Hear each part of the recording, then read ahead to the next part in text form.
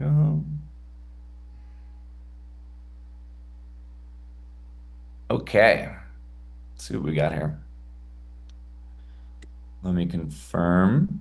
Can y'all hear and see me? I believe so. How about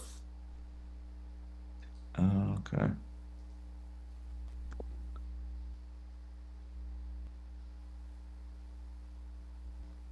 Alrighty.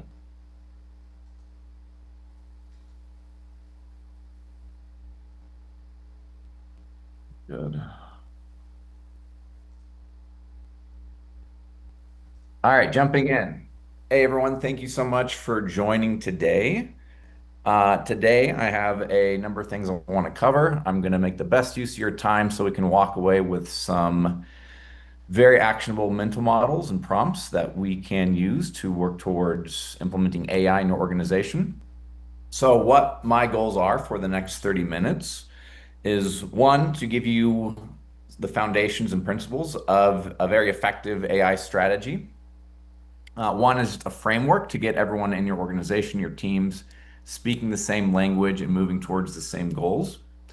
Also help you identify where exactly to start in order to scale AI efficiently, and also give you a set of prompts that will help you down this journey that you can work with and implement internally to get AI working and rolling within your organization.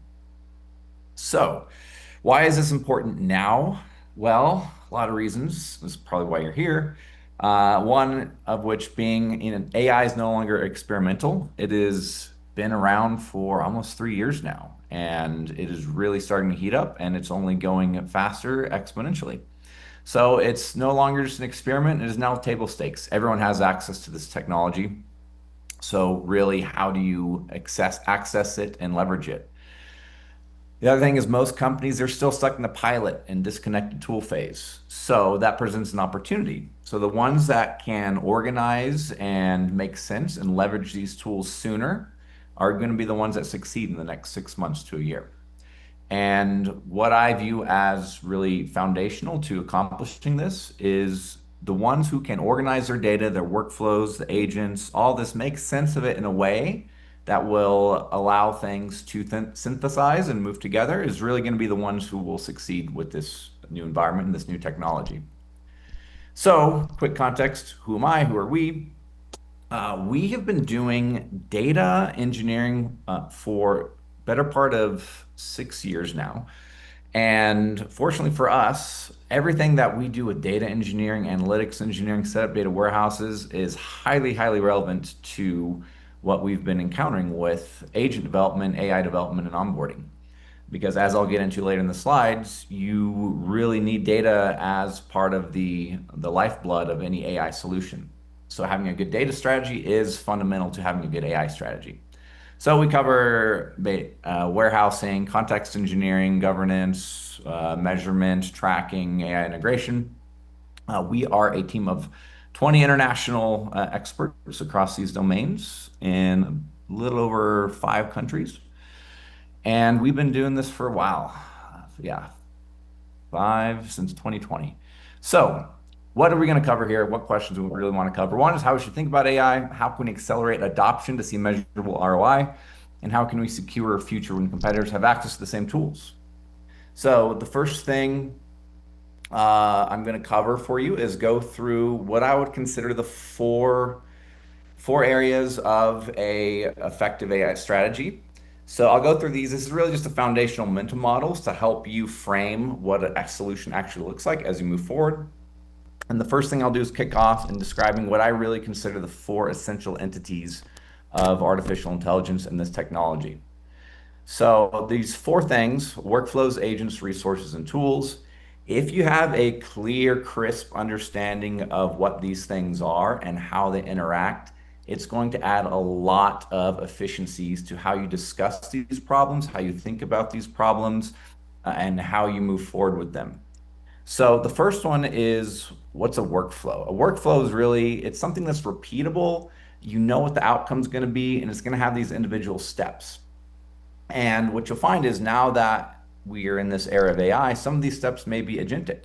So you could have an agent which will handle some of the fuzzier logic within these steps, but really every part of your business should be incorporating these workflows. So anything that can be automated should be automated, because if you're not automating it, competitors are, they're moving faster, they have more time in the week, and they're accelerating.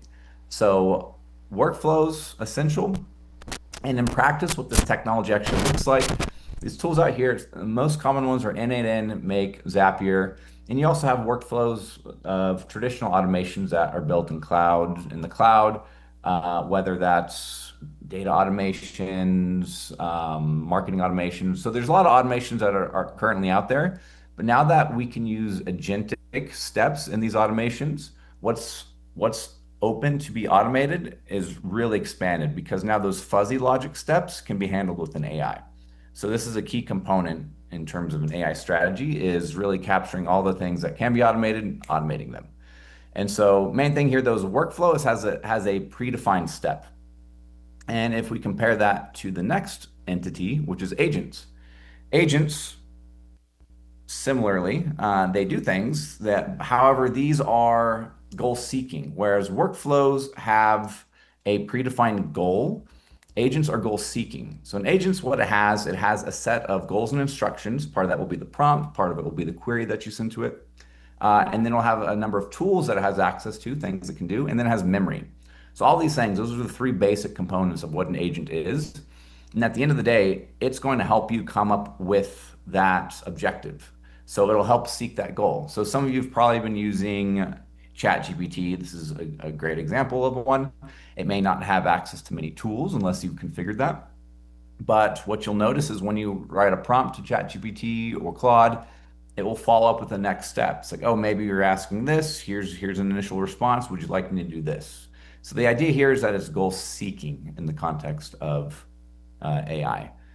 So in practice, this is going to be within a ChatGPT, a Claude. There's custom frameworks. There's now an agent development kit that Google's released. So a lot of ways you can interact with it, but at a high level, it's goal seeking is really the thing to take away. And then the third component is really resources. So traditionally, everyone's had data warehouses. That's what most businesses have had. But now the number of resources and data that is accessible and able to be used is really expanded. So now what a traditional data warehouse was, it's really expanding to include any sort of data, text data, audio data, anything that can sort of PDF, tabular data. And what you can do is you can think of resources as it's really any data that is consumed or produced by an agent or workflow. So this is important because once agent starts consuming more data, as you start to scale this out, there's going to be more interoperability. So if there's bad data, it's going to be bad data in, bad data out. That's going to be consumed by other downstream agents and workflows. So really having the clean framework of a resource system in place is going to be essential to getting everything working together. And then the last thing is tools. So where resources are just more your raw data that is consumed or produced, the tools are really going to be any discrete action that an agent can do. So what's some examples of that? It's really a combination of two things, an application and some action, so an object action. And if you have an email, say you use Gmail, it could be read email. That would be one. Other one could be write email. Like another one. It could, if you have Slack or if you have Teams, it could be send a message in Slack. It could be read data from Slack. All of these, database, read, write, all of those. So the idea here is that we identify and we break down all of these actions, set the appropriate data contracts, permissions, and where you want to be within your organization is you have a library of these tools, all these functions, these atomic actions that can happen within your organization. And then from there, with that library, then you can configure your agents and your workflows to use those in an optimal match. So you don't want to give a project management agent access to maybe your billing software, for example. So getting it down to those atomic components will really streamline how you connect the workflows and the agents within your organization. So to recap that, four main entities. And the reason I really set this up is because there's not a unified definition or set of terminology, and everything's changing so fast. But if everyone aligns and you can get aligned internally and you're speaking the same language, you're going to move faster. So the motivation here is to provide some clear definitions for this evolving field, and then using these to move forward as you evaluate solutions. But again, yeah, those are the core ones I would focus on. There's obviously more, but they could be wrapped up under these, but these are really the essential ones. So moving on from that, the other thing I would really want to impress upon you is the idea of context and context engineering. So context you can really think of as anything that's relevant to an agentic system or a workflow. So this can include past interactions, data instructions, the state, all this. It's relevant context. And then context engineering is the active work of making sure whatever agent or workflow has the optimal amount of context to perform whatever task it is. So these two things, context and context engineering. Let me go a little deeper on both of those. So what is context? I break it down into six different pillars. So traditionally, we've mostly worked with quantitative context. This is your data warehouse. It's all the raw data, the KPIs. We're all very familiar with that. But that's just one of six essential pillars that you'd be working with in an agentic system. So now we also have qualitative context that these systems can start to use. So your Jira, your Asana, these more process and documentation, things that you wouldn't traditionally put into a database, now it's all fair game because AI models and LLMs can read this qualitative context. So this is all your documentation, SOPs, why things are happening. And then you also have technical context. So most businesses have some sort of software system, custom code. And so this is what we would consider technical context. So all this, again, can be used, generated, and leveraged by AI systems. And then outside of that, we also have communication context. So anything that's happening internally or with customers, so any back and forth communication, that's all fair game. This is all data that can and should be leveraged by AI to optimize your business. And then you have external context. External is really going to be your competitive information, what's happening in the industry, customer signals, these types of things. So anything that's outside of your immediate domain that you want to bring in and use to optimize information and decisions. And then the last one is operational context. So this is more how are you as a team in your organization, how are they operating? What are the tasks that are being closed? What's the velocity? Any feedback, accountability structures, all the more the metadata around how you're operating as an organization. So these are really the six essential pillars. And traditionally, we really haven't had access to even leverage. Even if we captured this data, we didn't have the tools or technology to leverage it. Most of it was working with a quantitative context. But now we've broadened this from a data warehouse. Now we have a whole universe of different contexts of these six different contexts. They can all be leveraged by AI in different workflows and agents. So context is a key thing. And then on top of that, you have the context engineering. So context engineering is just making sure of all this universe of data, whenever there's a task by an agent or workflow, it has the precise amount of context that it needs to do its job the best. So there is a quick analogy I can give just to emphasize how important this is. LLMs are very similar to humans in that they can get overwhelmed and not make the right decisions if they have too much context. So an example is if someone asked you, hey, where should I go eat dinner tonight? You know, off the bat, if you don't know anything about this person, it's a hard question to answer. How much money do they have? Where do they live? Do they have any food allergies? What kind of food do they like? Do they try and eat healthy? All these things. So if they just asked you right off the bat, open-ended, naked question like that, you're really lacking a lot of context to give an effective answer. And then on the other end, if you were traveling into a new town and you ask someone, hey, where's the nearest gas station? And then they respond with you by giving you the whole history of the town. Oh, at this, and 20 years ago, we built this road. There's 5 gas stations across here, and the mayor just recently signed legislation to raise the tax. they start throwing all this information at you. You're going to be overwhelmed, and you still aren't much closer to giving the answer that you need, which is, where do you get gas? So these are the two extremes. You can either have not enough context, or you can have too much context. And on either of those extremes, you're not going to have the best result. So context engineering is the set of practices which narrow down the set of contexts which are provided for each action to give the best result. And this could manifest in a number of different ways, whether that's curating the list of tools, the workflows, the data, the access, the data contracts, all these things, monitoring it, measuring it, setting up tracking.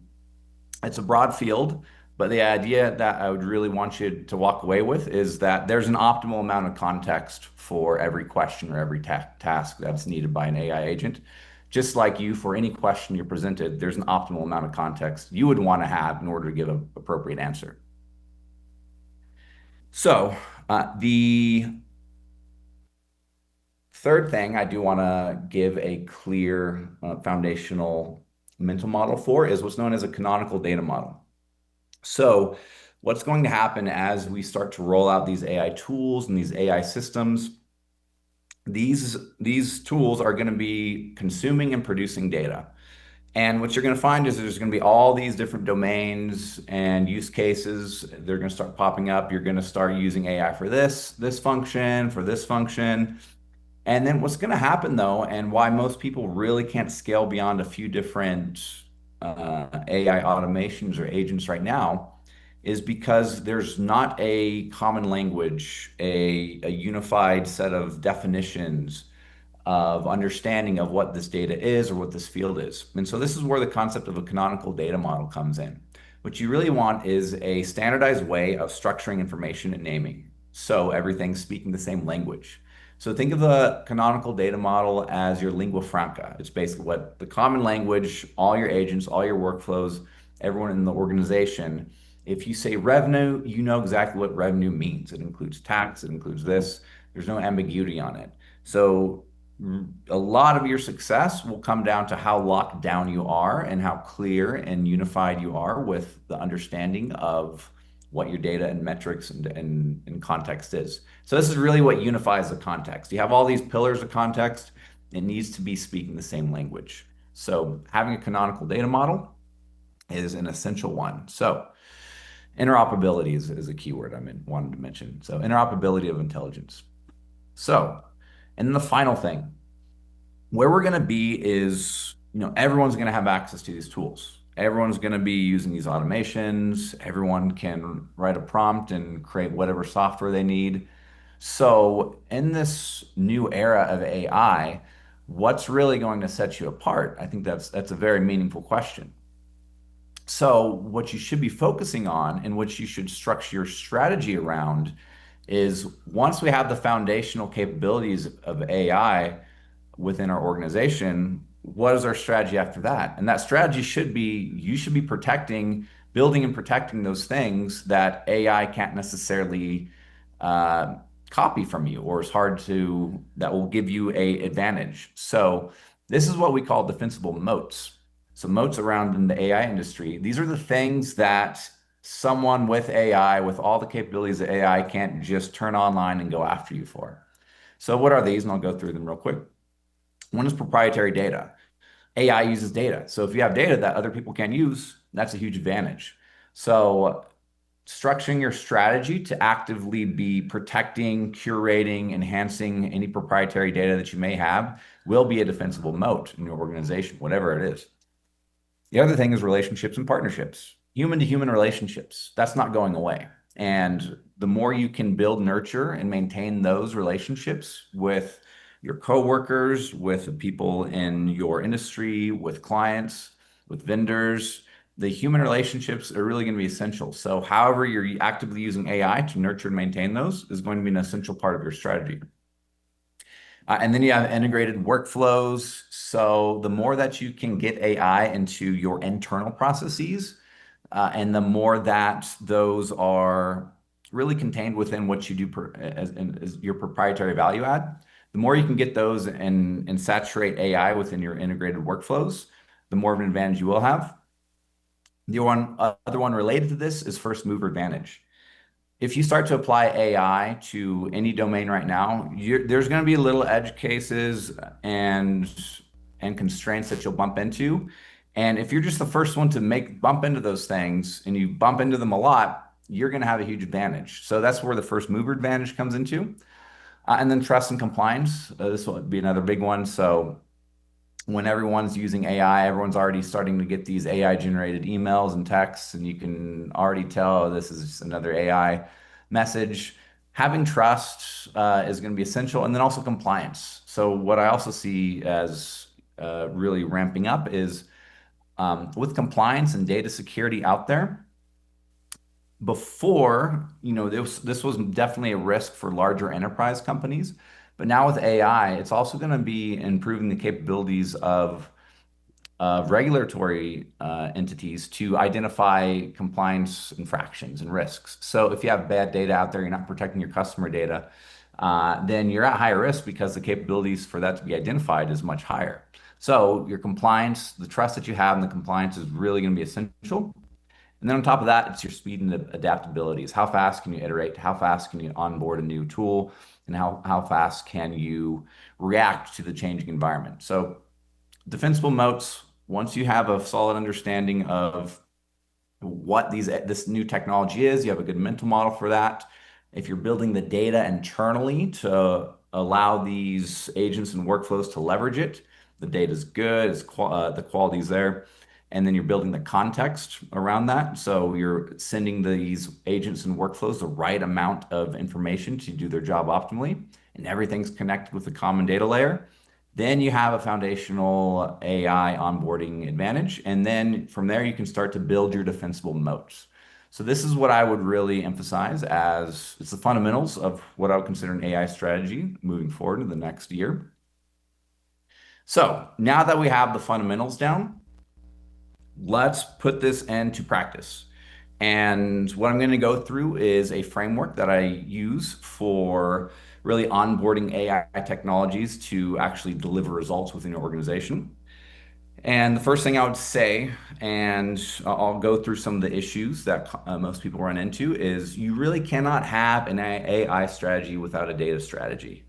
So most of this is really going to be structured around fundamentally, how are we capturing, maintaining, and enabling good quality data that can be used for these AI systems. So first thing, two main pitfalls of why companies are failing with AI. It's really a data problem in disguise.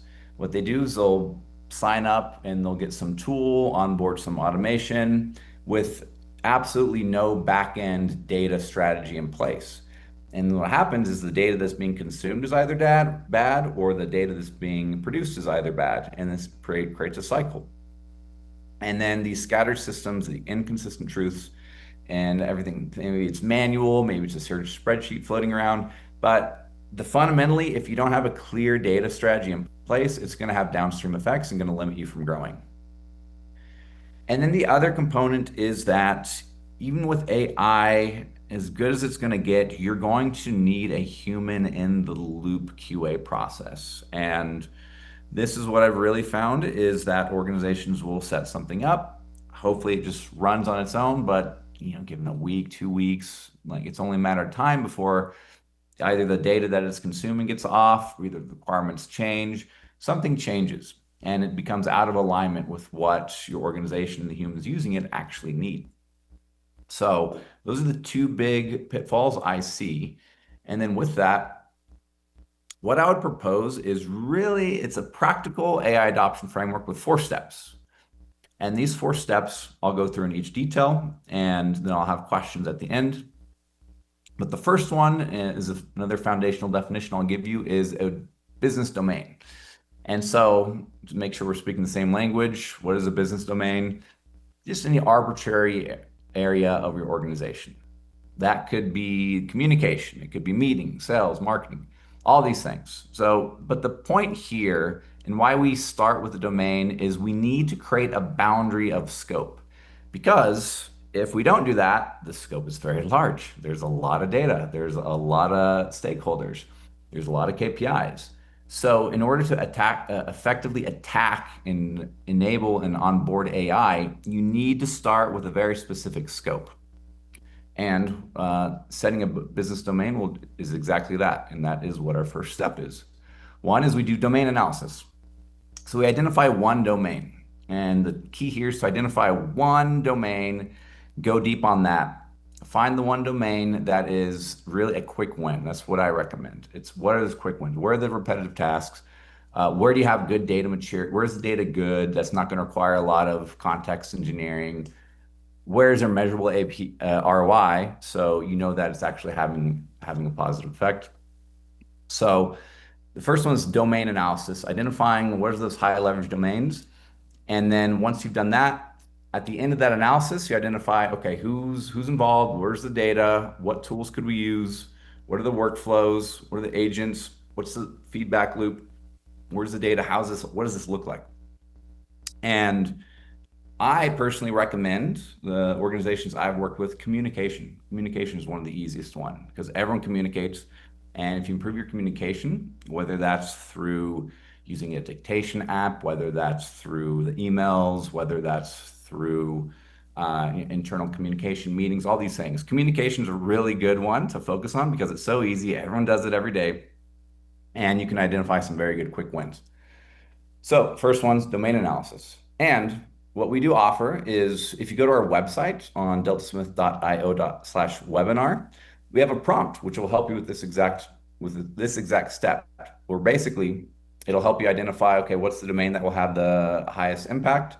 And it'll go through a process of identifying, what needs to be captured in order to optimize this domain. So this will be a prompt. You just throw it in the chat GPT and it'll act as a strategy consultant. And it'll do everything it can to identify all the data stakeholders, KPIs, necessary actions needed to improve this area of your business. So free prompt, grab that. And then once you've identified the domain, then the next logical step is the data and the context engineering. So before you build any workflows, before you build any automation, you want to make sure your data is good for it. So that's why we also start with the domains. Ideally, start with the domains that doesn't require a ton of this or the data is mature. And again, lowest hanging fruit, you want to go for what's high leverage. And the reason you want to go through a high leverage is because if you do one thing that will save you 1 hour, this week, then that's 50 hours for the rest of the year. And then that's 50 hours that you could reinvest to saving more time. And that's where you really get the compound interest. So back to the data and the context engineering, it's really just assessing. You want to understand where's the data that's needed for this domain. How do you collect it? Is it aligned with your data model? And really just ask yourself the question, where are the gaps in our data context and documentation that are holding us back from automation AI? That's essentially the question. And for this as well, once you've identified that domain in the first step, then we have a prompt as well that you can use, which will help you identify how you can structure your data optimally to make sure you're getting the most out of any AI initiative, whether it's a workflow or an agent, etc. So that's the second step. And the third step is to develop whatever that is, whether that's just signing up for a new tool, whether that's developing a workflow, whether that's developing an agent, whatever it is, this is the next step. Once you've identified the domain, you have the data for it, then you do the thing, whatever that thing is. Whether that's, a tool, agent, workflow, all these things. So you go live with that, and you just want to make sure that it's integrated. You have a QA process, standardized inputs, outputs, all these things. So you identify what's that high leverage workflow or agent, get that live. And then you're on to the fourth step, which is really you're in the implement, observe, and iterate phase, which is you're now in the AI flywheel. You've now done the one thing that will save you X number of hours per week for your organization. And then now you can move on to the next one. You repeat.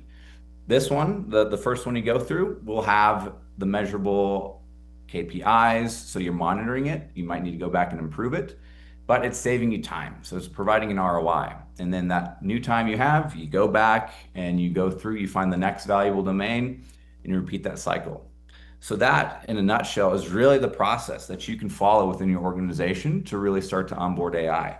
find the low-hanging fruit within a domain, understanding what success looks like, understanding who's accountable, what the data is for it, making sure the data is good for it, making sure that you have QA, making sure that there's tracking in place, it's documented, building whatever that thing is, and then just making sure it's doing what you expect it to do, and you find opportunities to improve it as you move forward.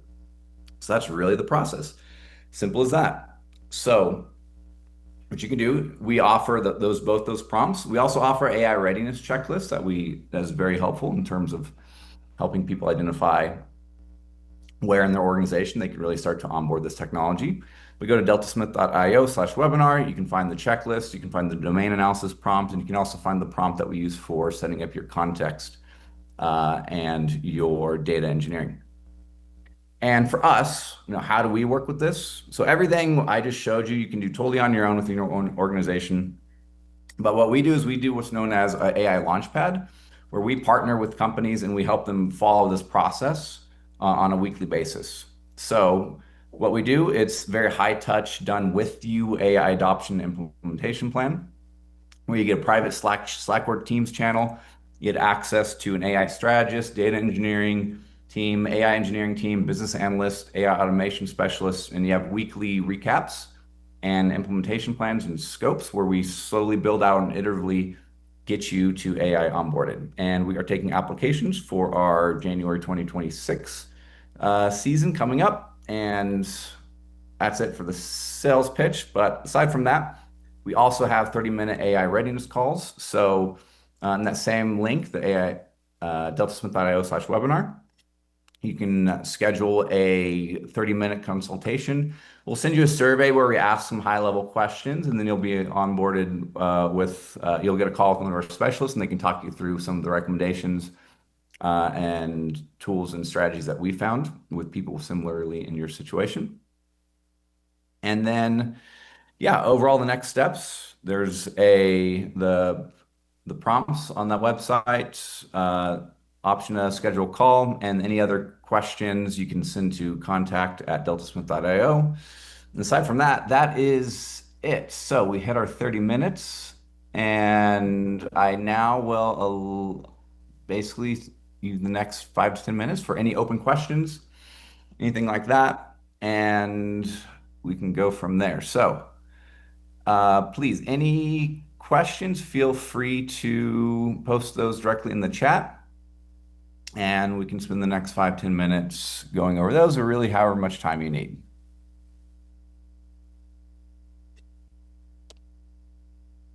Okay, let's see. All righty, Miss. Okay. So Miss Deanna asked me about N8N and whether that's a SaaS or so. Okay, so N8N is one of just many automation frameworks. So so it's a workflow automation. These are kind of used interchangeably. So with N8N it's the same thing as Zapier. It's the same thing as Slack. All of these, or no, sorry, Zapier, Make, N8N, they're all the same thing. And you could self-host them, do them internally. It really depends on what you're trying to automate.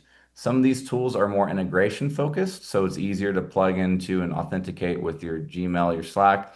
Other ones are more back-end focused, so more focused on the back-end applications. So it really depends on the actual automation before you can say which one is better or worse. Okay.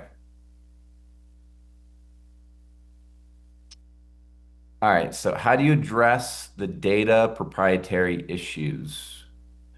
So I think with data proprietary, I mean,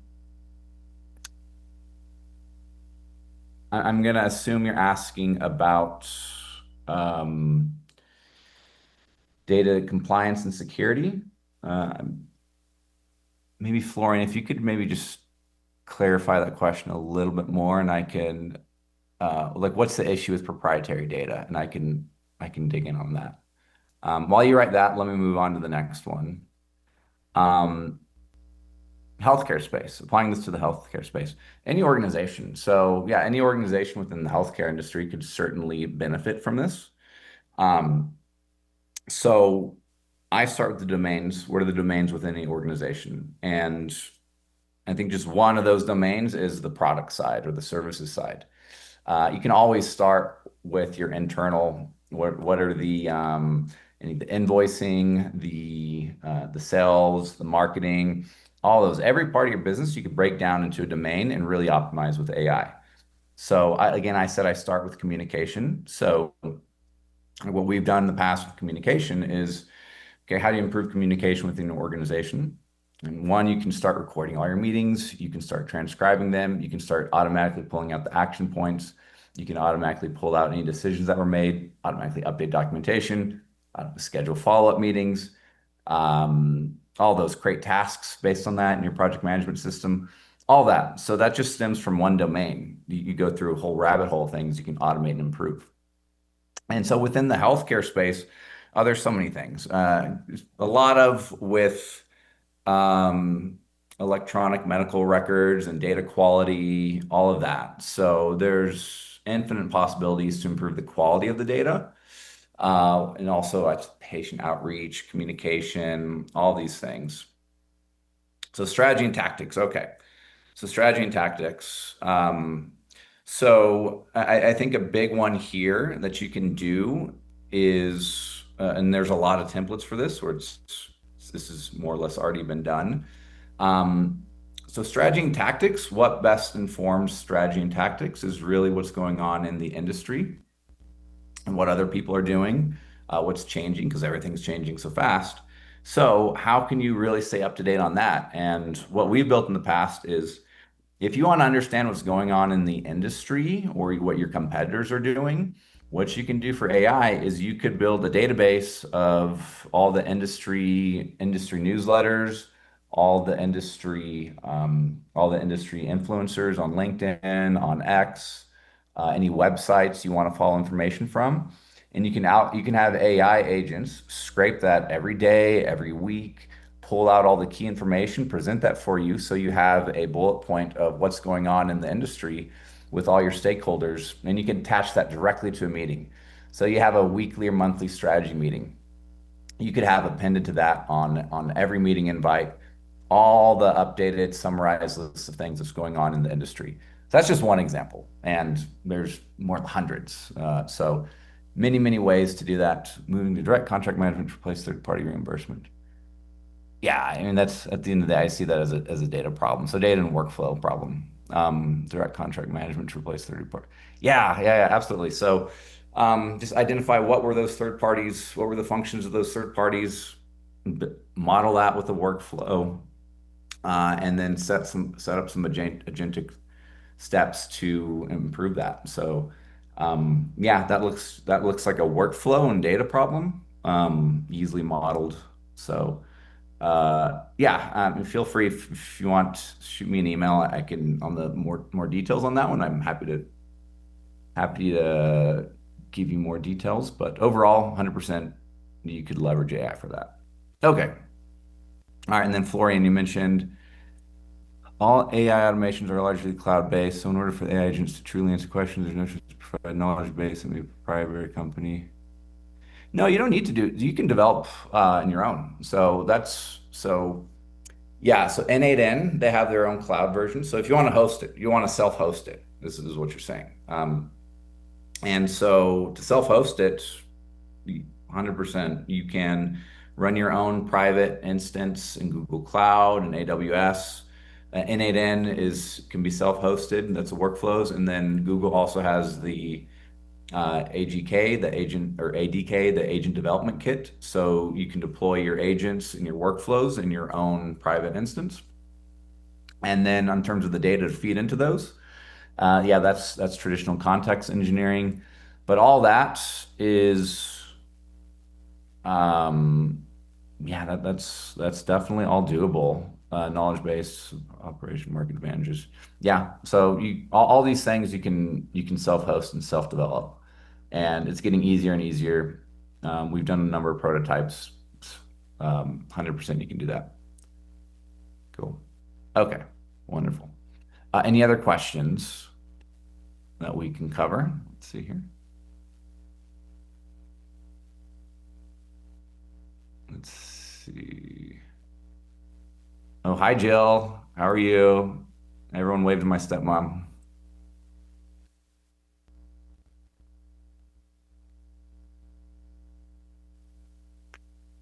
It's the sweet spot.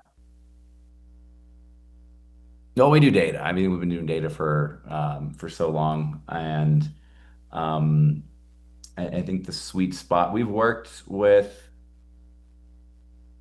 there's a lot of media agencies. We worked with pharmacy benefits agency or um, companies. So, I mean, in sweet spot, uh, I would say anything that's really data intensive, data heavy, and there's any friction points. If there's any organization that's been slowed down due to just data movement, management, quality, all of that, because all that can be improved with AI. That's really our sweet spot. It's data engineering, and data engineering, data analytics, analytics engineering, all that. Anything, most things are a data problem. So I don't want to say every word's our sweet spot, but anything that's really data, where there's a huge limitation that's data specific, I would say is our sweet spot. Thank you for the question.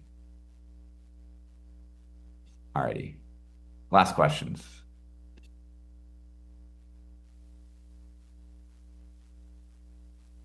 Okay. All right. We'll close it off there. Thank you all so much. Really appreciate you all taking the time for the session. And again, if you have any questions at all, feel free to shoot a message to contact@deltasmith.io. And if you want to get those prompts, feel free to go to deltasmith.io/webinar. So y'all enjoy the rest of your Thursday. And again, appreciate your time. Thank you.